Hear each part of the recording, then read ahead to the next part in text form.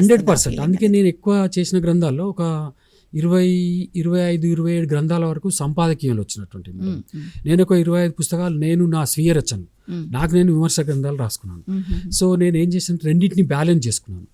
అంటే ఇప్పుడు మనము ప్రాచీన కాలం నాటి రచయితలను తీసుకుంటే మళ్ళీ ఇప్పుడు అభ్యుదయ కాలం ఉన్నటువంటి రచన, అంటే నేను బ్యాలెన్స్ మెయింటైన్ చేస్తూ అటు పాత తరం రచయితలను, కొత్త తరం రచయితలను రెండింటిని నేను మేళవింపు చేసుకుంటూ ముందుకు సాగిన ప్రయాణం నాది.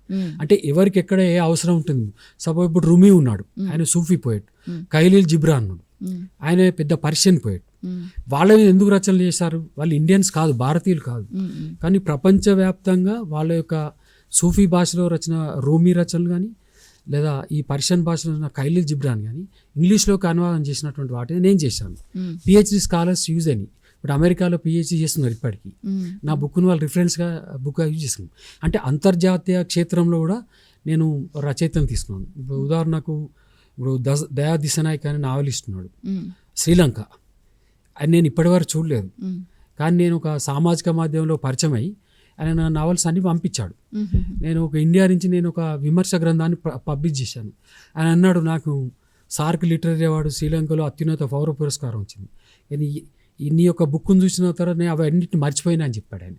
ఎందుకంటే సృజనాత్మక రచయితకు విమర్శకుడు గ్రంథం బాగా అది బేరీజ్ వేస్తుందని, ఆయన ఎక్కడున్నాడో తెలిసిపోతుంది. అక్కడ మీరు టీ ఎలా చేశారో తాగిన తర్వాత టీని తాగినటువంటి వాళ్ళు మాత్రమే మీకు జడ్జిమెంట్ ఇస్తారు. మీరు బాగా చేసినా అని చెప్తే దానికి కొలమానం కాదు, తాగినటువంటి వాళ్ళు చెప్పాలి. అప్పుడు వాళ్ళు మీకు మంచి గ్రేడింగ్ ఇచ్చినారనుకోండి, మీరు టీ బాగా తయారు చేస్తారని చెప్తారు. ఇక్కడ సాహిత్య రచనలకి విమర్శకుని గ్రంథం బాగా ఉపయోగపడుతుంది. అక్కడ నేను సక్సెస్ అయ్యానని చెప్పుకుంటున్నాను. అంటే నాకు నేను గ్రేడింగ్ ఇచ్చుకోవట్లేదు, వాళ్ళే నాకు ఫోన్ చేసి చెప్పారు. ఇప్పటికి దయా దిశనాయక్ గారు ఉన్నారు, వారి మీద కోల్కతా యూనివర్సిటీలో ఒకరు పిహెచ్డి చేశారు, కొలంబో యూనివర్సిటీ చేశారు. ఆ బుక్ను ఆయన అమెజాన్ నుంచి తెప్పించుకొని చదివి నాకు కాంప్లిమెంట్స్ కూడా ఇచ్చారు. నాకు మెయిల్స్ ఉన్నాయి. ఆయన 85 years old, ఇండియా కూడా వస్తుంటాడు సెమినార్స్కి, కానీ నేను కలవలేకపోయాను. మంచి రైటర్. అంటే ఇప్పుడు సమాజాన్ని అంటే ప్రపంచాన్ని పట్టుబిడిచిన క్లైమేట్ క్రైసిస్ ఏవైతుంది, క్లైమేట్ చేంజ్, ఎన్వైరన్మెంటల్ ఇష్యూస్ బాగా రాస్తున్నాయి. చాలా బాగా రాస్తున్నాయి. నావెల్స్ 13-14 నావెల్స్ని నేను ఒక 6 to 7 వరకు చదివాను. చదివిన తర్వాత నేను ఎడిటెడ్ బుక్ తీసుకొచ్చాను, దానికి మంచి రెస్పాన్స్ వచ్చింది.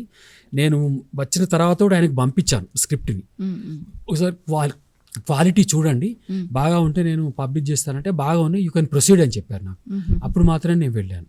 అంటే అట్లాంటి అంతర్జాతీయ రచయితలు అంటే రూమి కానీ, ఖలీల్ జిబ్రాని, ఇప్పుడు దయా దిశనాయక్ కానీ, వీళ్ళ మీద నేను ఎందుకు చేశానంటే అక్కడ రీసెర్చ్ అనేటువంటి ఇంకా జరుగుతుంది వాళ్ళపైన. కాబట్టి మనం వాళ్ళకు ఉపయోగపడేటువంటి గ్రంథాలు తీసుకురాని చేశాను. నాకు ఎవరు చెప్పలే, చూస్తూ వస్తున్నాను ఎవరు బాగా రాస్తున్నారు, ప్రపంచ పోకళ్ళు ఎలా, రచయితలు ఎలా వస్తున్నారు, సామాజిక సమస్యల వాళ్ళు ఎలా ప్రతిబింబిస్తున్నారు. ఇప్పుడు ఉదాహరణకు అమితావ్ ఘోష్ ఉన్నారు, అమితావ్ ఘోష్ రచనలు. ఇప్పుడు కాంటెంపరీ రైటర్లో ఆయన అగ్రశ్రేణి రచయిత అని, అంటే నవలాకారుడు. అమెరికాలో ఉంటున్నారు సార్, మన వెస్ట్ బెంగాల్ అతని. చాలా అద్భుతంగా జ్ఞాన్పీఠ అవార్డు, పద్మభూషణ్ అవార్డు, చాలా అవార్డ్స్ వచ్చాయి. అంత ఎన్వైరన్మెంటల్ ఇష్యూస్ రాస్తుంటాడు. అంటే అట్లాంటి రచనలు నేను ఎందుకంటే ఎంపిక చేసుకొని చేస్తుంటాను. సెలెక్ట్ రైటర్స్ని తీసుకోవడం వెనుక ఉద్దేశం అది అన్నట్టు. ప్రపంచాన్ని మన కంట్రిబ్యూషన్ ఉండాలి, అది ఇతరులకు కూడా ఉపయోగపడాలి. ఆ ఉపయోగాన్ని ఆ కోణంలో కూడా నేను చూస్తాను.